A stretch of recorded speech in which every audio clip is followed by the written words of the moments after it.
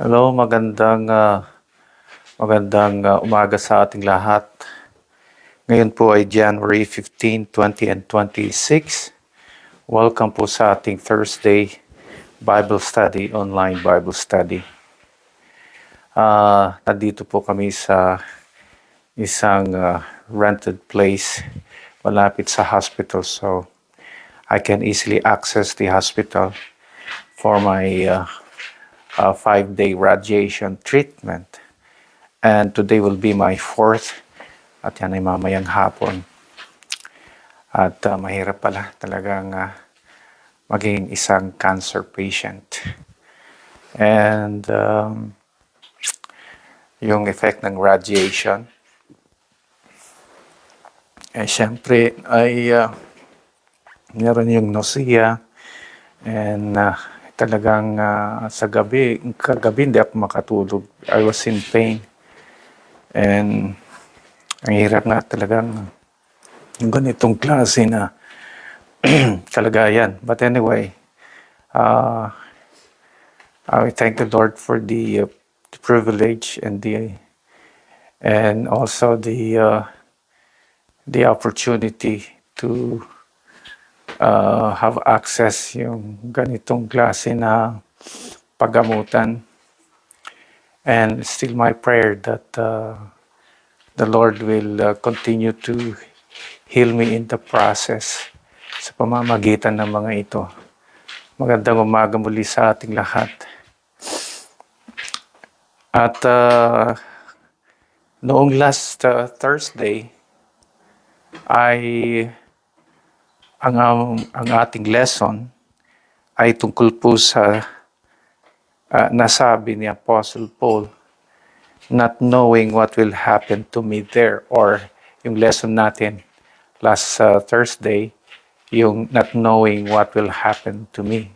So nasa future tense yung expression ng salita ni Apostle Paul about wondering what's going to happen to him. Ngayon naman, ang lesson natin ay yung bagay na iniisip niya kung anong mangyari, nangyari na. It's about not about what will happen, the future tense, but rather the present situation.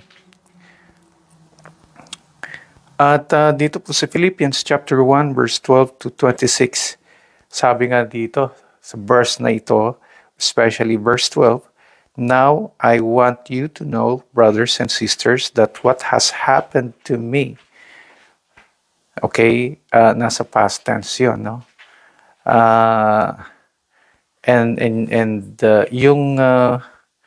Yung pagkasabi, yung expression, it's not anymore about the thinking of what's going to happen in the future, but actually what has happened to him.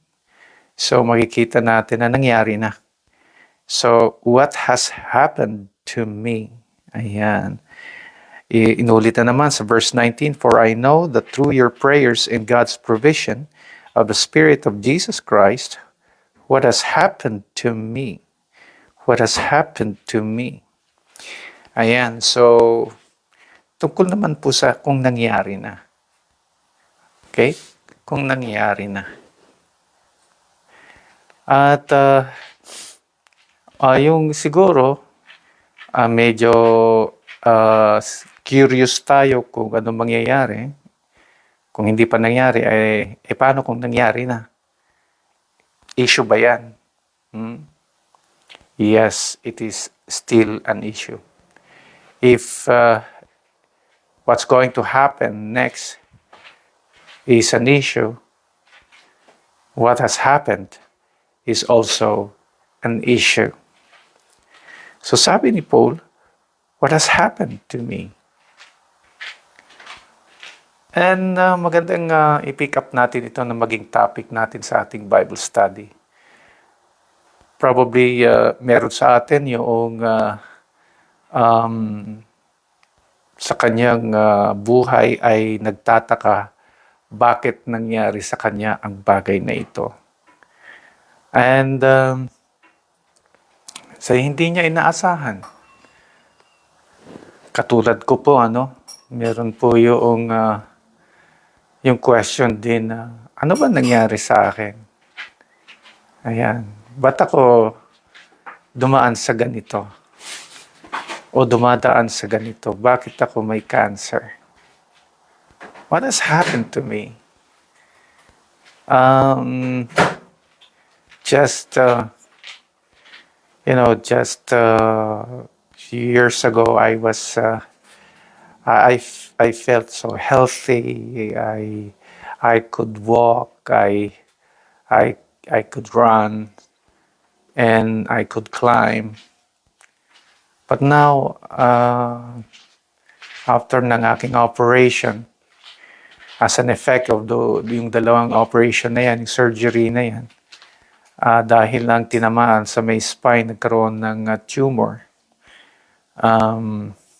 ay nung tinanggal, on my second operation, tila apektado yung aking mga paa.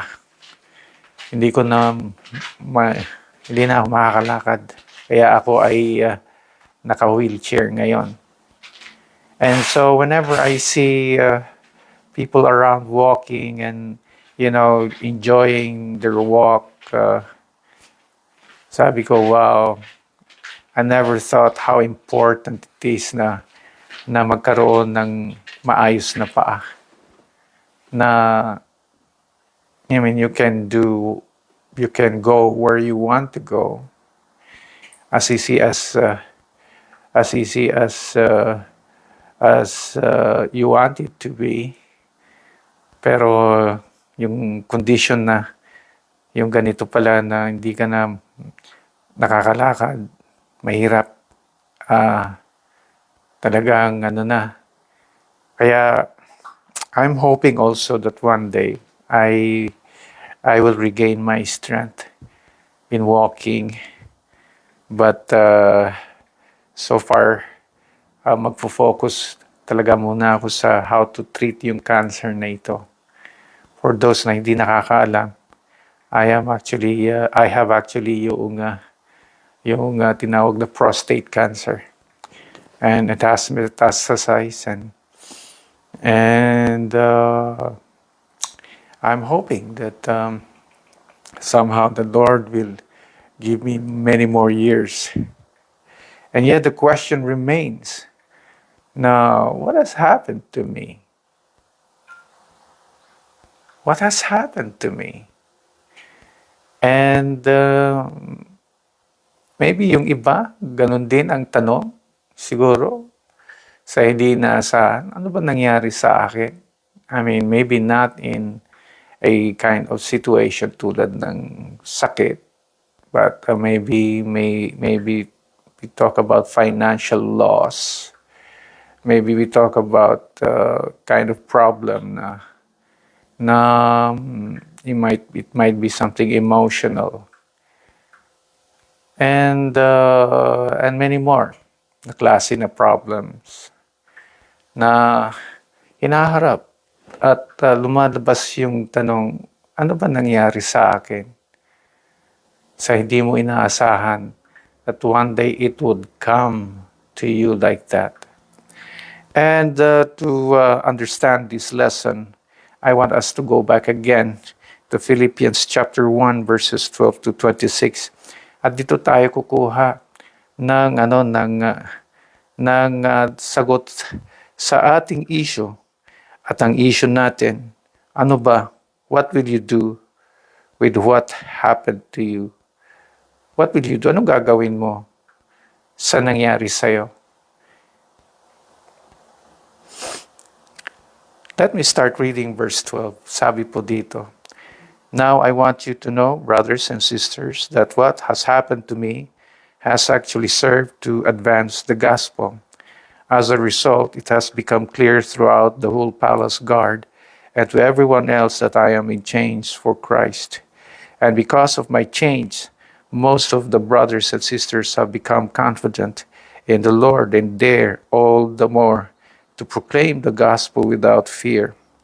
It is true that some preach Christ out of envy and rivalry, but others out of goodwill. The latter do so out of love, knowing that I am put here for the defense of the gospel.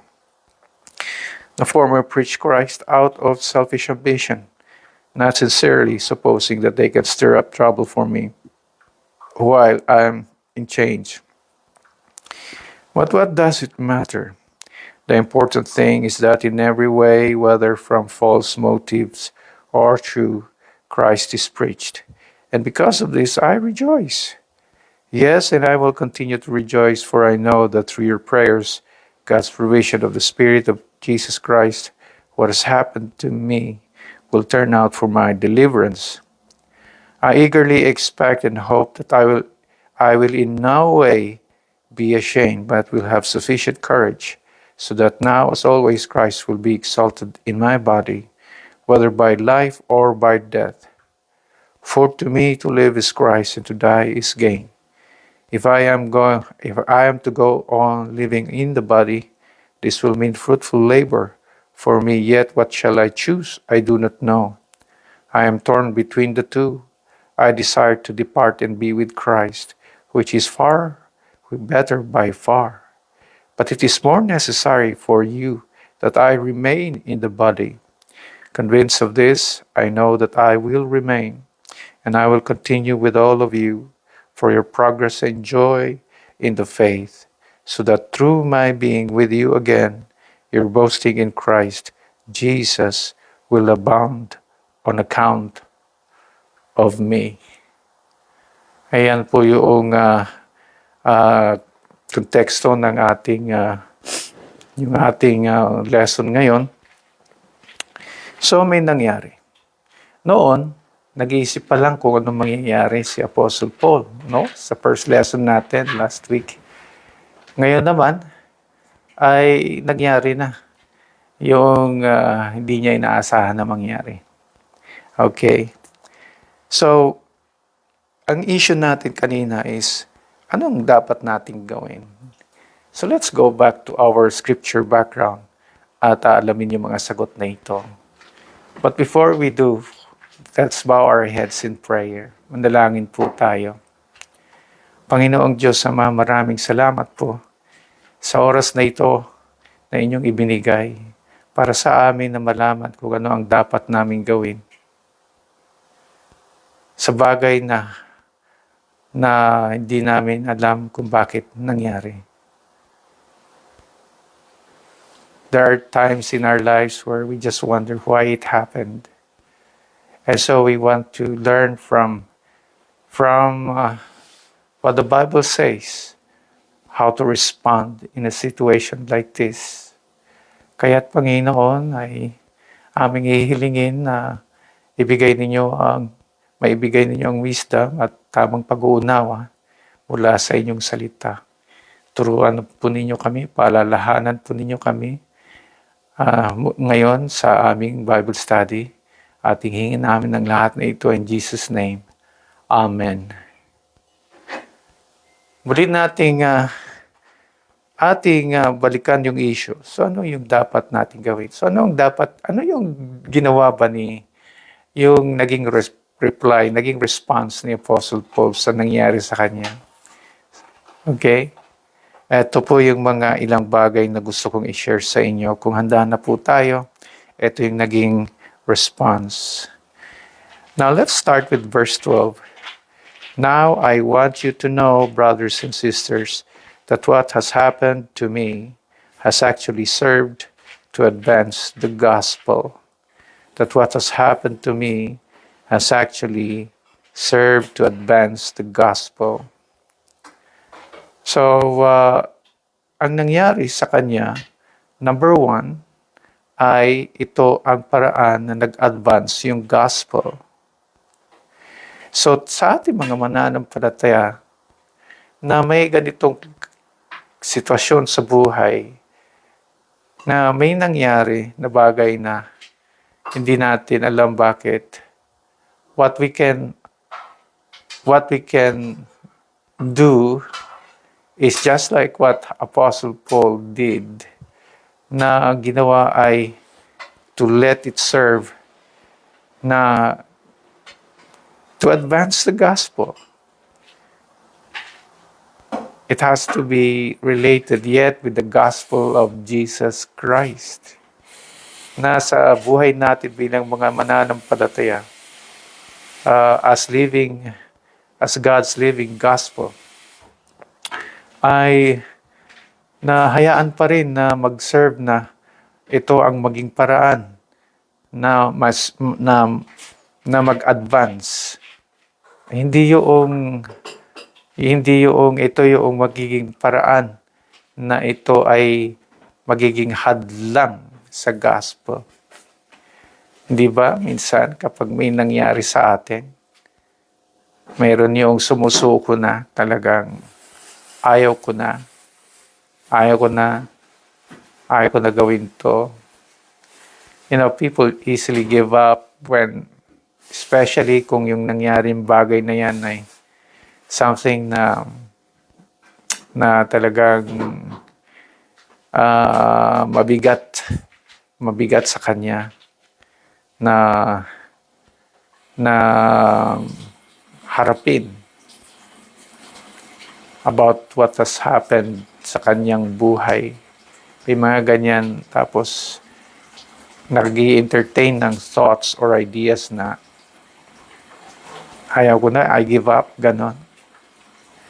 So, nakita ko dito sa response ni Apostle Paul ay napaka-positive. Iniisip pa rin niya yung advancement. Iniisip pa rin niya na may mangyayaring development, may mangyayaring progress. Most especially sa kanyang kung saan siya tinawag patungkol sa paghahayag ng magandang balita. At dito ay nakita ko rin na even ako, nakita ko na, maganda pala reflection din para sa akin na instead of me giving up, I would rather still make use of this situation na nangyari sa buhay ko na gamitin pa rin ako ng Panginoon for the advancement of the gospel. Kaya nga ayan, ito, I have my mga encouragers sa bahay, si Ryla and Ate Prime. And kanina nga last night I was in pain actually because isa sa mga effects ng radiation. And I said, will I continue? Will I have this Bible study today? And I said, and Ate Prime encouraged me, yes, why not? And I said, okay, tamang-tama sa message na ito, na despite yung situation ko na ito, ay magpapagamit pa rin for the advancement of the gospel. Yeah. So, imbis na we stop thinking about serving instead of thinking of stopping from serving, stopping yourself from serving the Lord. Instead of doing that, why don't we think of the other way? Kaya let's still believe that God will still use yung situation na yan, yung nangyari na yan, for God's glory. And dito nga si Apostle Paul, hindi naging problema sa kanya yung nangyari sa kanya. By the way, itong letter na ito, ang ating scripture background ay ito po yung time na nung sumulat siya na ang sitwasyon ay nasa bilangguan siya. So he did not want his imprisonment to be, a handicap for him na ito magiging hadlang sa kanya. So instead, wala namang internet noon. So at least nakakasulat siya.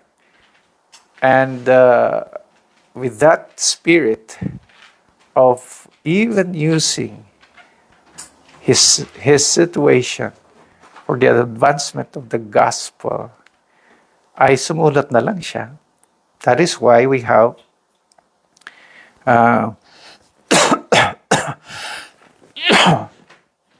Paul's letter to the Philippians. And siguro kung may internet lang noon, baka nag-online pa siya. Anyway, to where we're able, hindi ko naman sinasabi na kahit hindi na kaya yung katawan, sige pa rin. At least dito, nagkakaroon siya ng abilidad pa rin to write. And that's what he did. He was so positive. He was so confident na meron pa rin siya magagawa despite of that.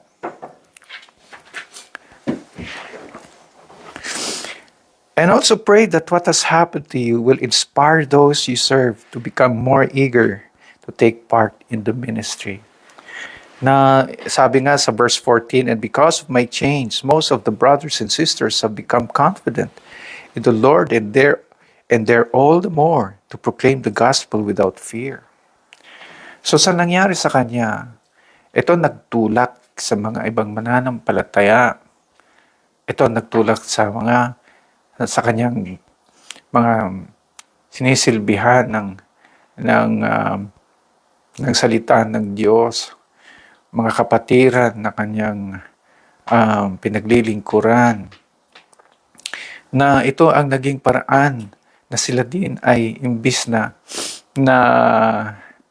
sila ay naapektuhan at bigla na lang nawala na lang sila. Ito ay naging paraan na sila ay naging strong pa na kumilos din. Ayan.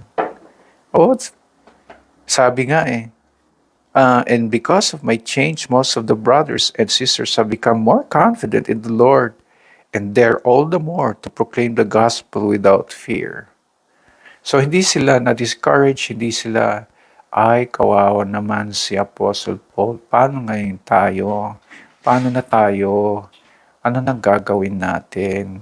Hindi naging ganun ang kanilang response. So kahit na bagamat hindi makakalabas dahil nasa prison si Apostle Paul, at hindi na ibig sabihin wala na rin yung gawain, kundi nagpatuloy pa sila at naging masigasig pa. Nawa ganun yung magiging attitude din natin, na when something happens, gawin pa rin natin na maging point of progress pa rin yan. Hindi yung mawawalan ka agad ng pag-asa at and eventually mawawala na lahat. So yan yung nakita natin na naging response, positive na response ni Apostle Paul. Yung pangalawa, verse 19, for I know that through your prayers and God's provision of the Spirit of Jesus Christ, what has happened to me will turn out for my deliverance. Look at that, how positive he was. How strong and confident he was, na sinabi po niya that what has happened to me will turn out for my deliverance. Kaya yan ang ipanalangin natin na ang nangyari na ito ang magiging paraan pa rin na ito ang magiging deliverance natin. It will turn out for our deliverance. Okay? Na may naghihintay pa rin tagumpay. Yan ang prayer natin. Okay? Hindi yung feeling defeated na nawala na. Tapos na ang laban.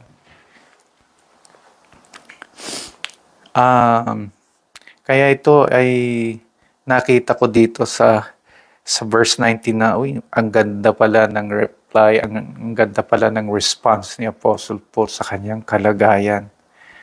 Yes, and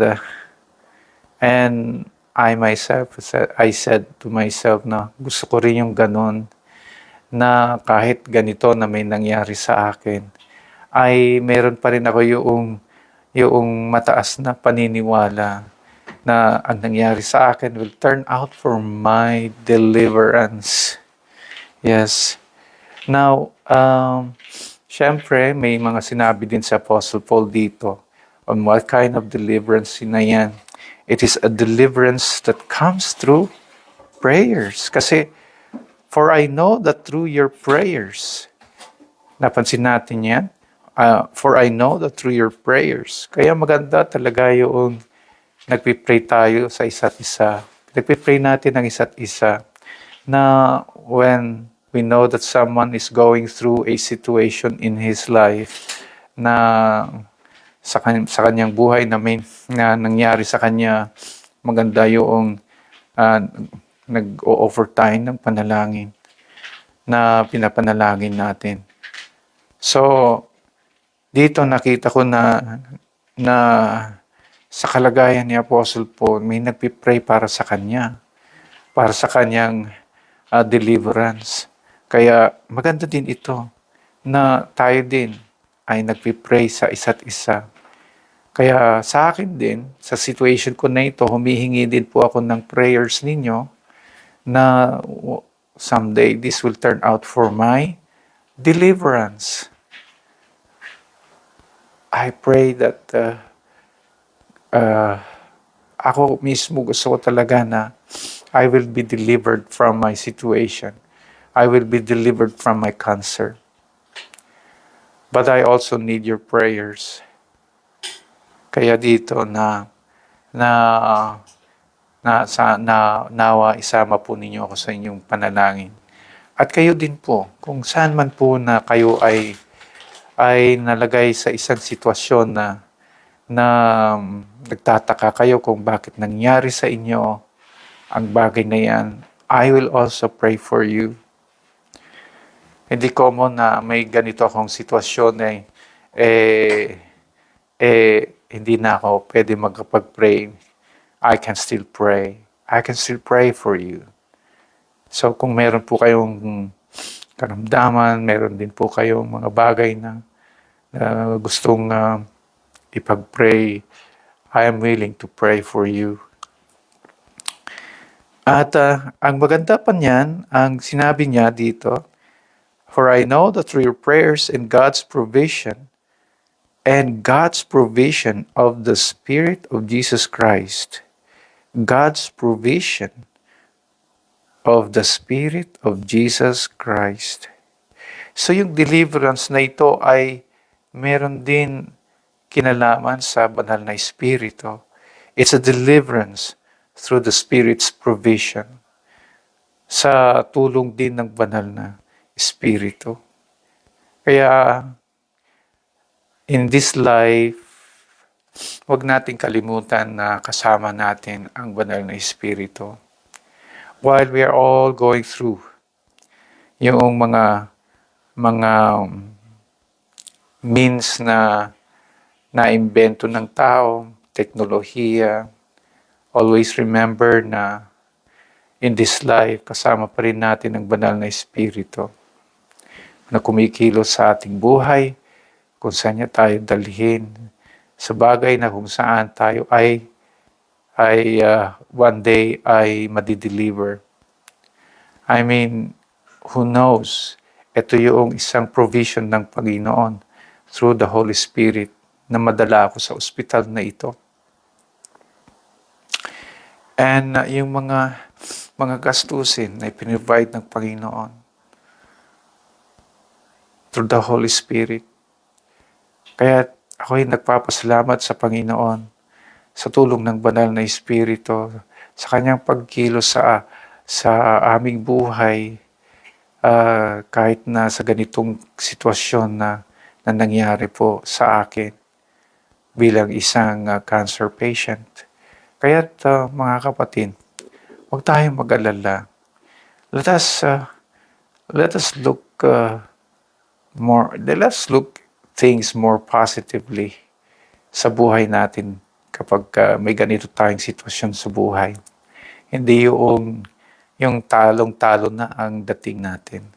Dahil tiyak naman, sasamahan pa rin tayo ng Panginoon sa pamamagitan ng banal na Espiritu.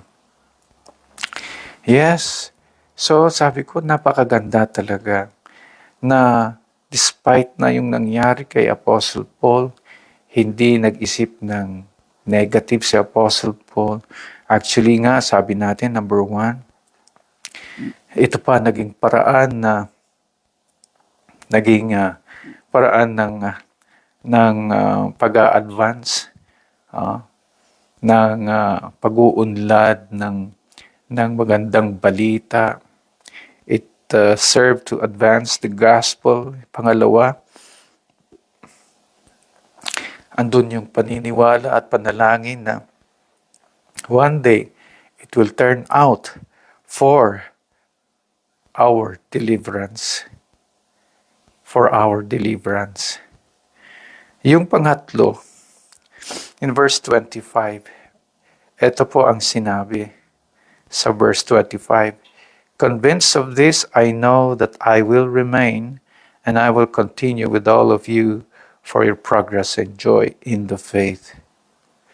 Now, mayroon kasi si Apostle Paul dilemma dito na ramdam naman kasi niya na parang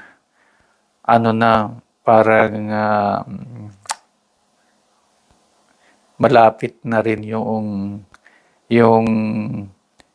panahon na alam niyo na yung babalik na siya sa Panginoon, parang ganun.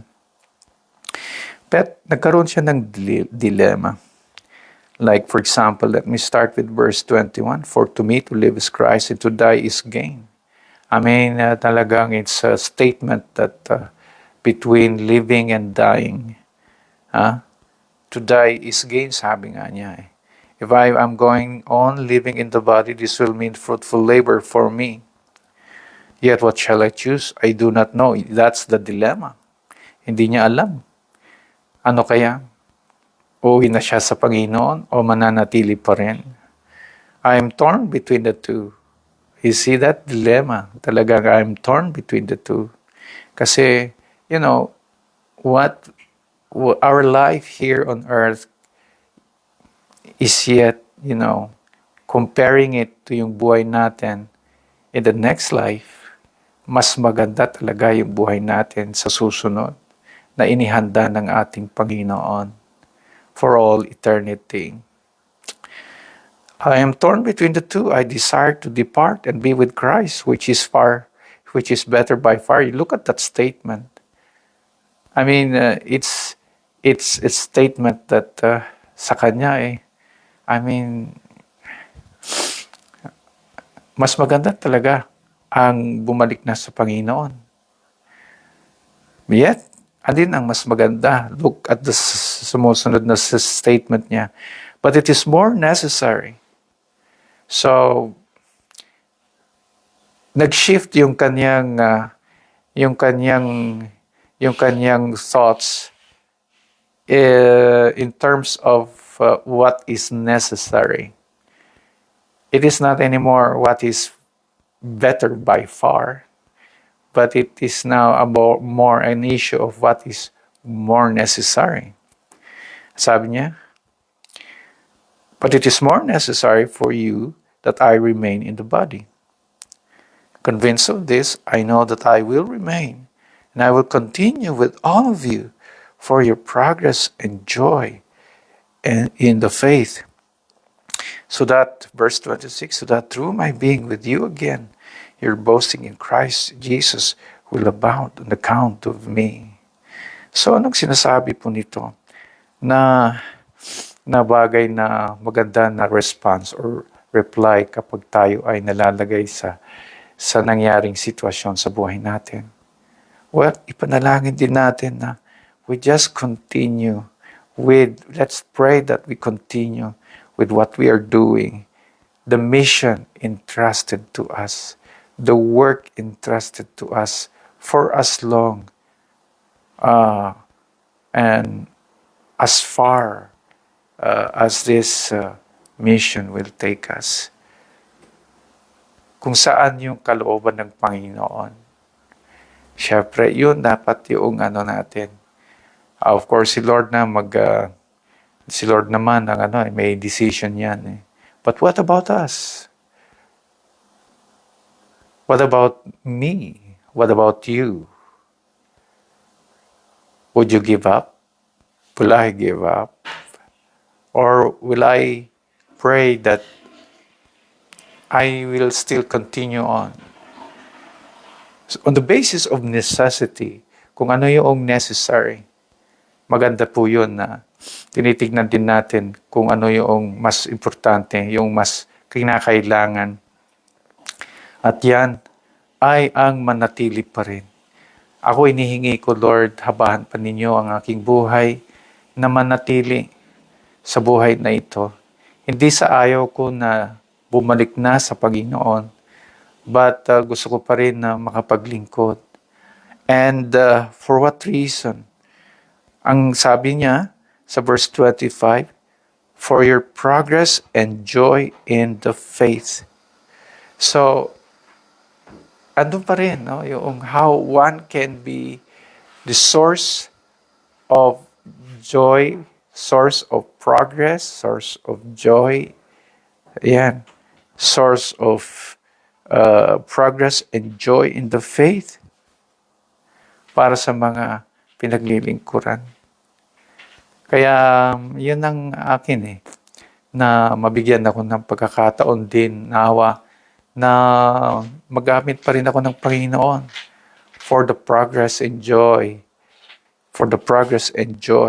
in the faith ng mga mananampalataya na aking pinaglilingkuran. Kaya ito rin yung aking prayer. Maganda talaga yung very positive, very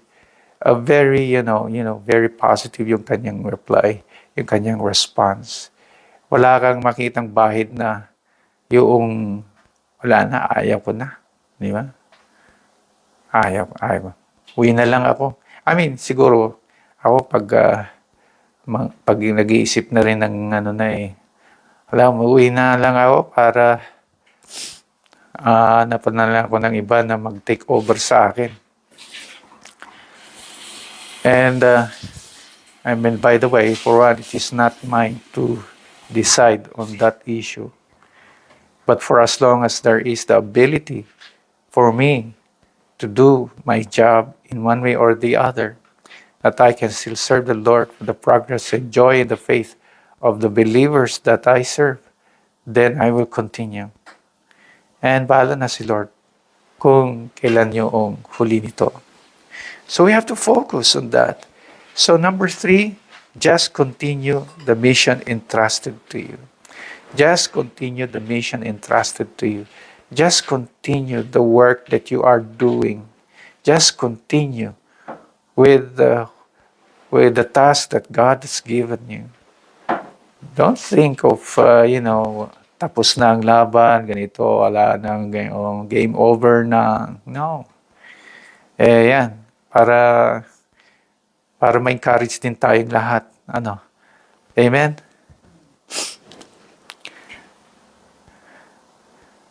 Kaya ito, kaya ako nagpapasalamat na ito meron tayong online Bible study. Nagawa ko pa rin kahit papaano. Although last night I was really in pain. And due to yung radiation that I'm going through for 5 days straight yan. Bukas matatapos na yung 5, yung ika-5. Kaya Lord, sabi ko, saan ako dadalhin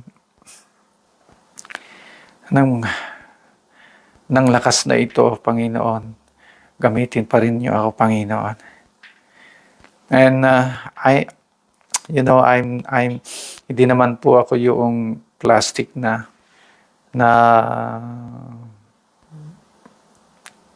yung parang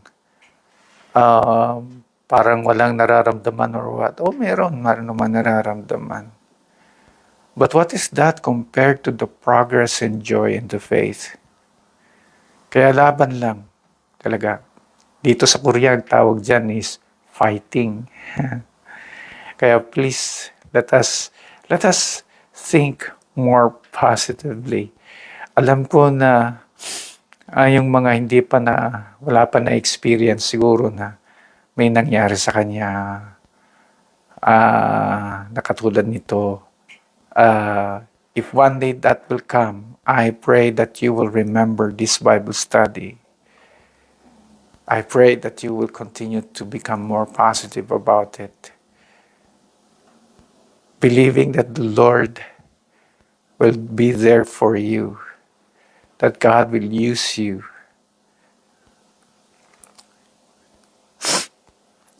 And so let's summarize everything. What will you do with what happened to you? Kung sakasakaling may nangyari sa'yo, no? At kung nangyari na nga yan, ano ang iyong dapat gagawin? Number 1, let it serve to advance the gospel. Think forward. Think of advancing.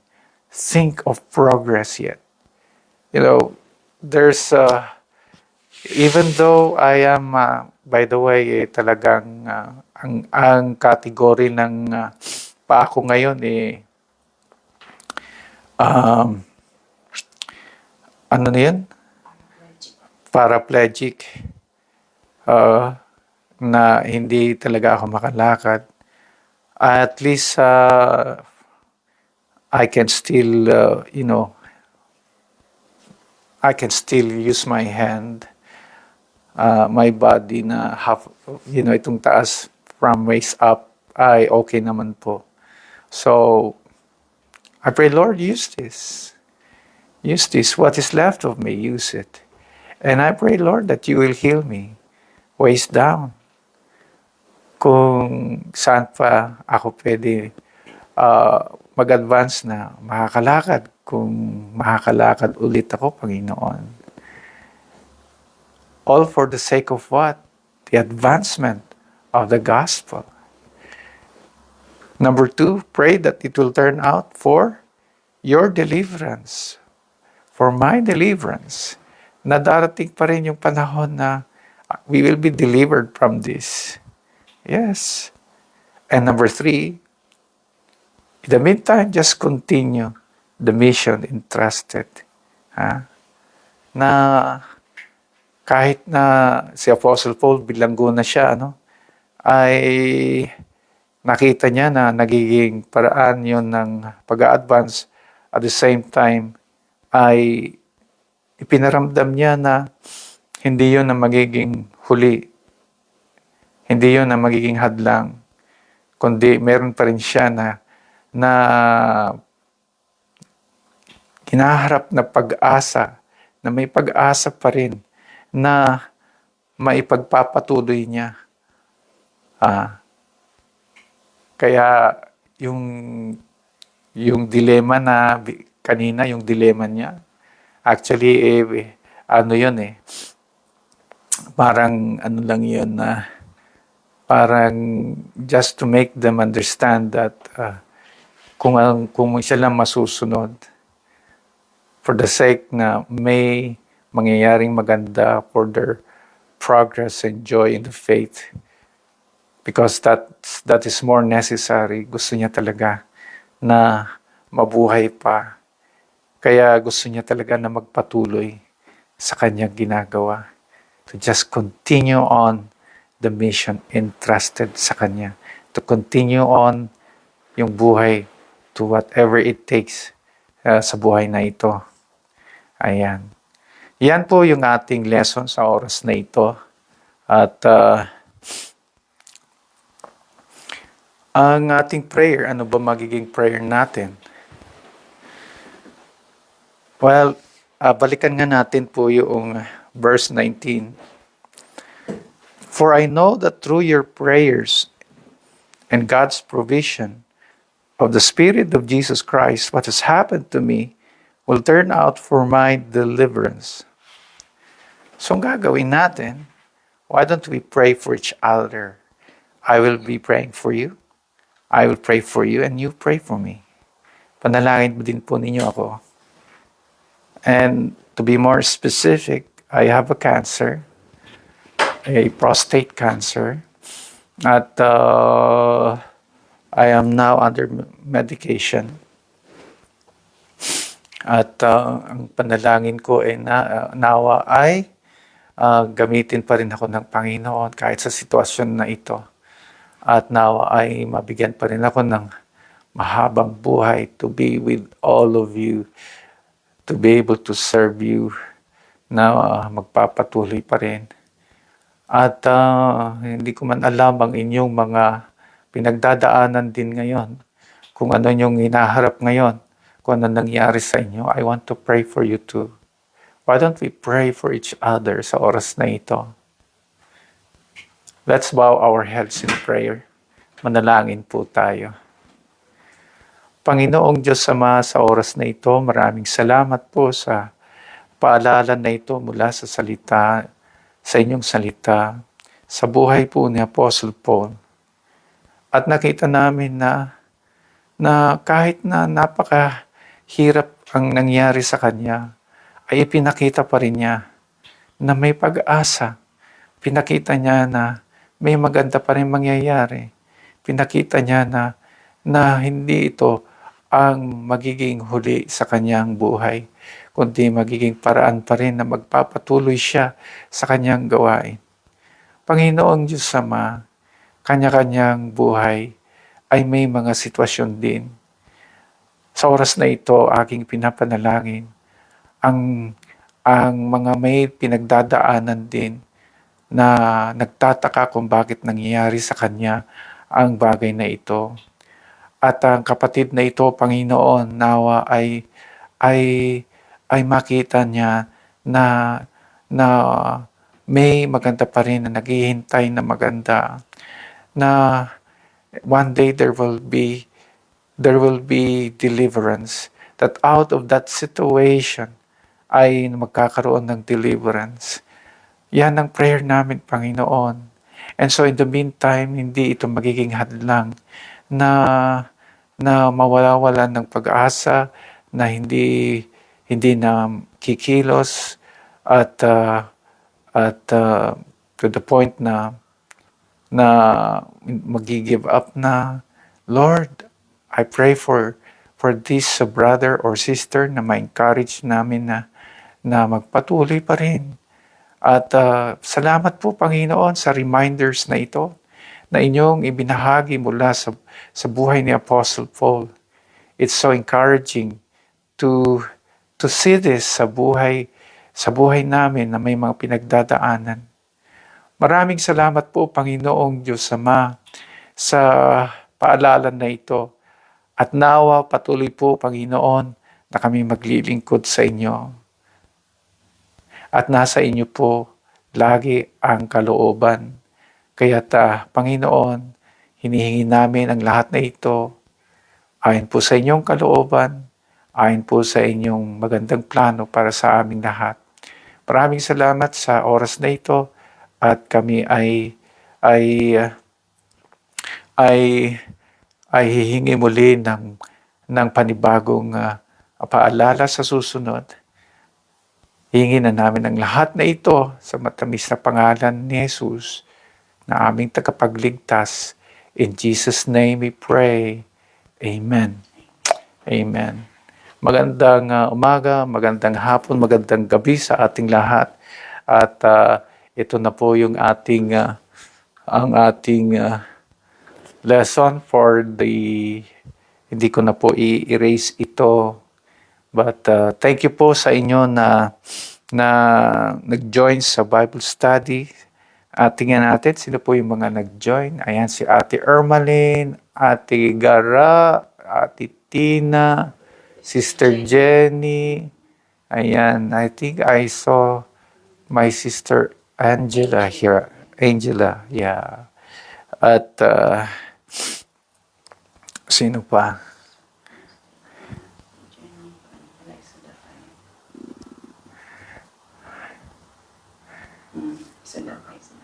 Sila lang, ano? Ayan, fighting. Yes, fighting lang tayo, ano? Ayan, si Sister Dolly. Brother Jervis, ayan. At, Sister Jade Mateo. Sister Jade, hello. Mateo. Okay. At, ayan, pag-pray nyo ako, pag-pray din ko kayo.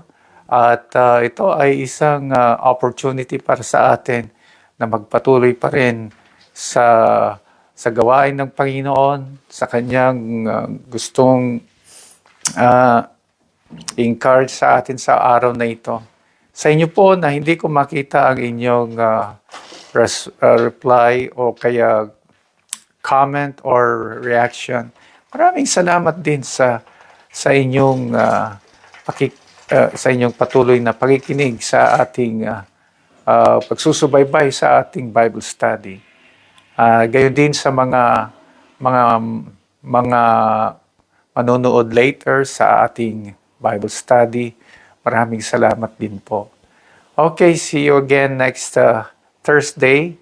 And I'm praying and hoping na sa patuloy na ginagamit tayo ng Panginoon ay patuloy din ang ating Bible study.